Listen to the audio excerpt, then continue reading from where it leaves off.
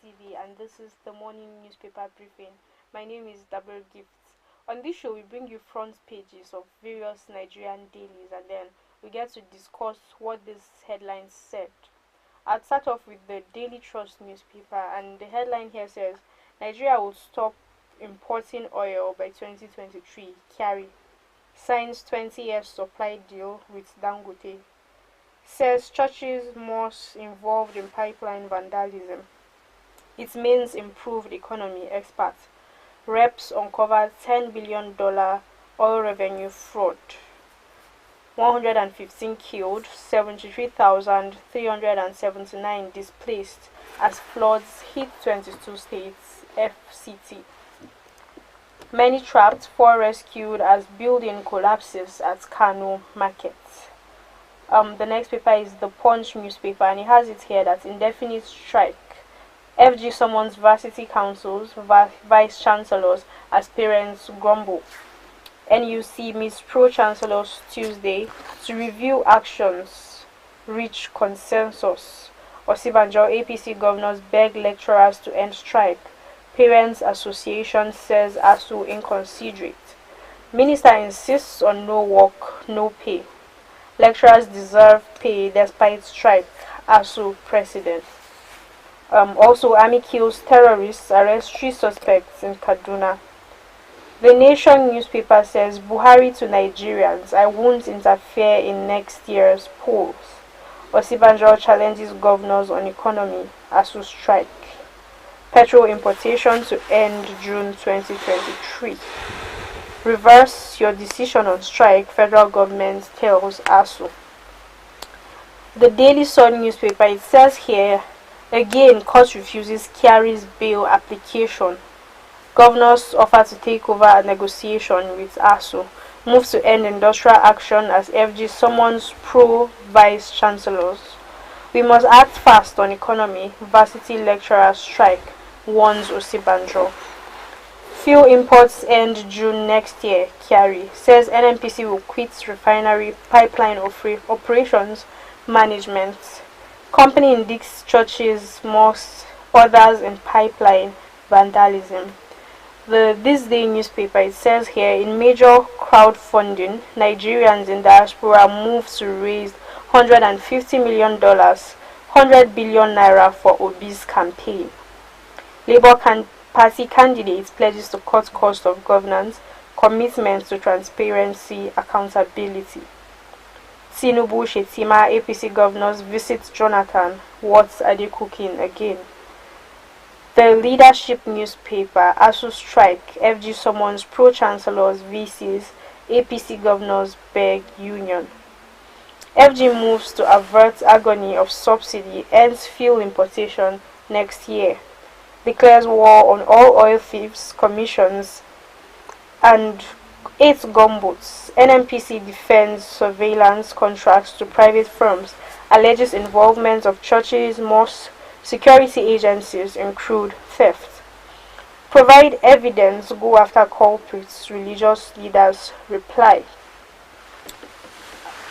Alleged organ harvesting, that's also on the Leadership newspaper. Will pursue FG Ekwemadu wants court order reversed. The next paper is the Nigerian Tribune newspaper, and it says here stolen crude oil stored in churches, mosques. Kyari says importation of petroleum products ceases by mid-2023. The Vanguard newspaper, that's the last newspaper, it says disquiet in PDP over Wike's preferred candidates remarks. ASU government moves to reopen varsities, calls meeting of pro-chancellors, VCs. Those are the newspaper headlines. I'll go on a quick break. When I return, I'll have my guest in the studio and we'll be discussing these headlines with you. Please stay with us.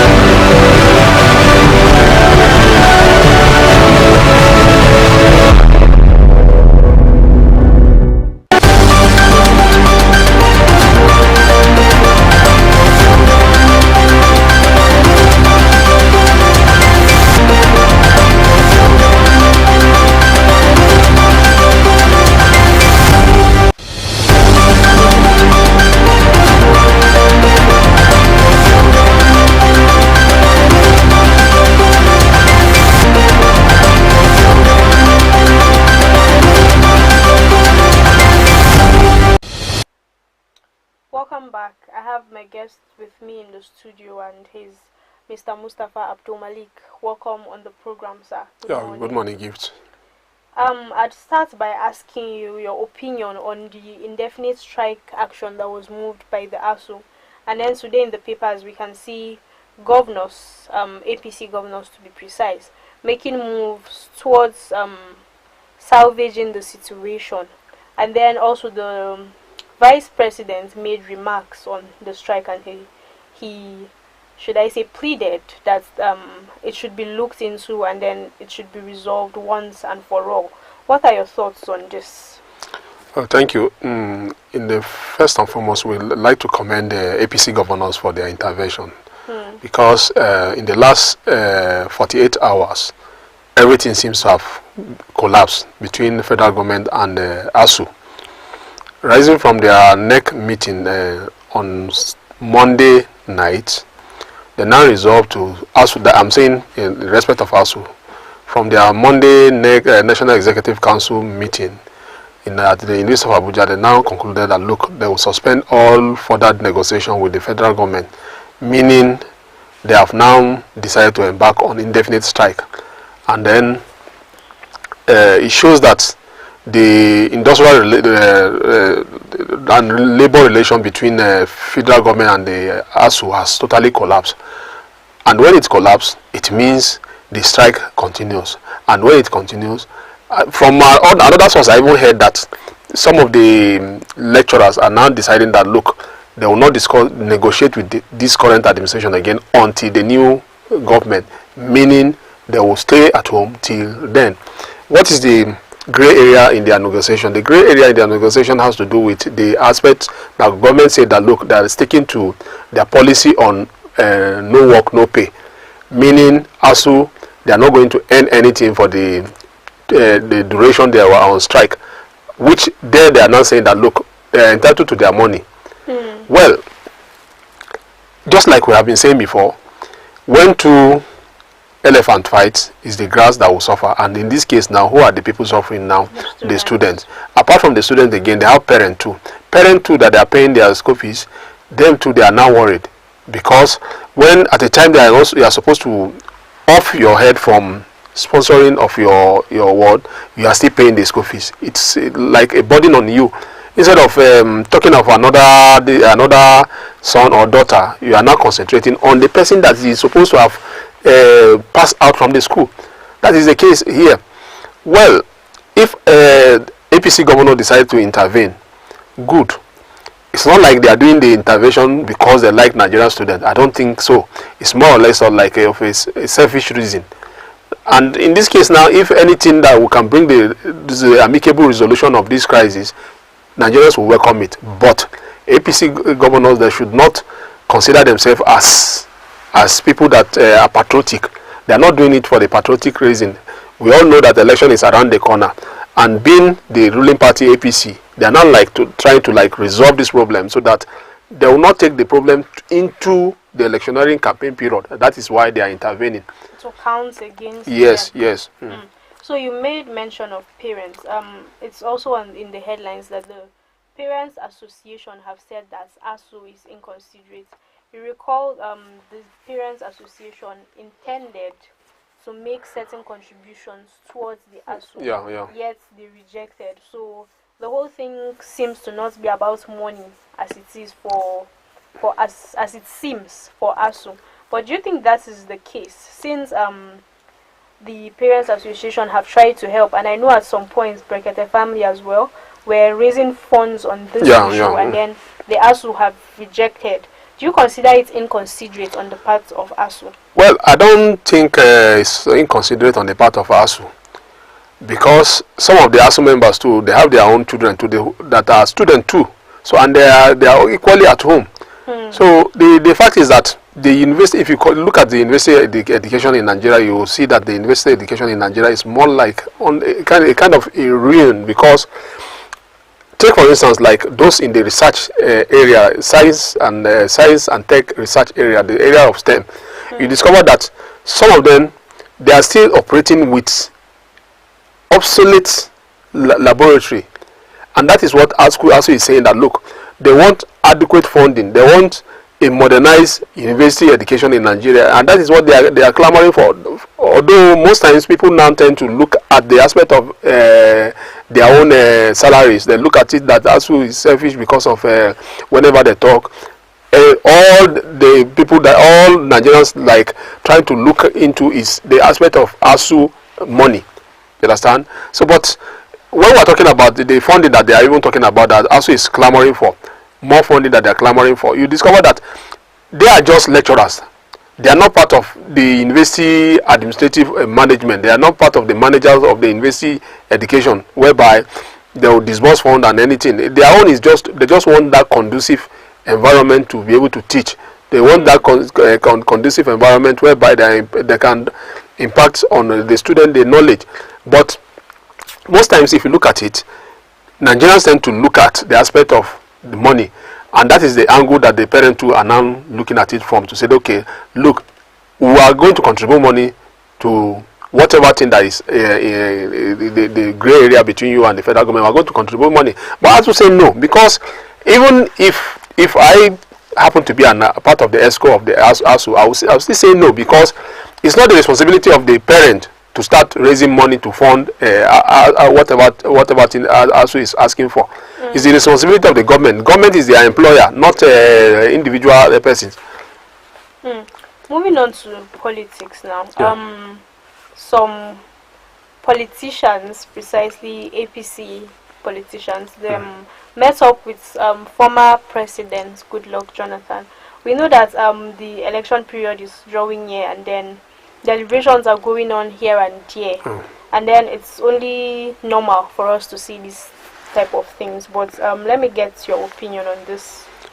Well, Goodluck Jonathan has always presented himself like a complete gentleman, so, and we give it to him that he's truly a patriotic Nigerian, a gentleman. Is an uncommon gentleman to me. That is the way I regard him. Is very uncommon gentleman. You cannot see his type. It's very rare to see his type. Well, if you observe very well, you now discover that these are the same people that castigated him between 2014 and 2015. Eventually, they now the politics that characterize that environment then, it's more or less of campaign of calumny here and there, whereby he was being castigated. Some people now look at him, they even tagged him as the most corrupt president. But eventually, you are now seeing that the same people that they castigated, the same person that they lampooned for how many years, eventually they are now coming to him to solicit for his support again. So it means that Nigerian politics, that is why I keep telling people that Nigerian politics is deeper than the way we see it. Don't follow politicians to say, okay, because you are supporting one candidate, you now pick an enmity between you and your ordinary person that you two people supposed to live together.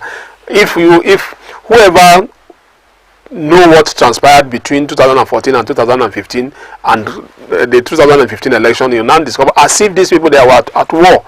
But look at them today, they are now together. You understand?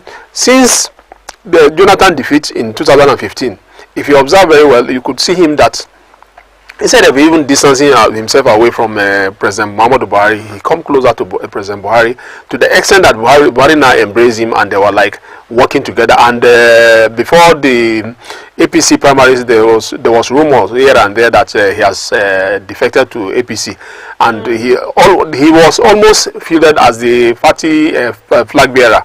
So, but well, he's a statesman, and APC presidential candidate, his running mate, Shetima, all of them, they are politicians too. Goodluck Jonathan too is a politician. And apart from being a politician, according to Tinubu, he referred to him as the elder statesman, that they came to see him for consultation regarding consultation and solicit for his support ahead of 2023 election.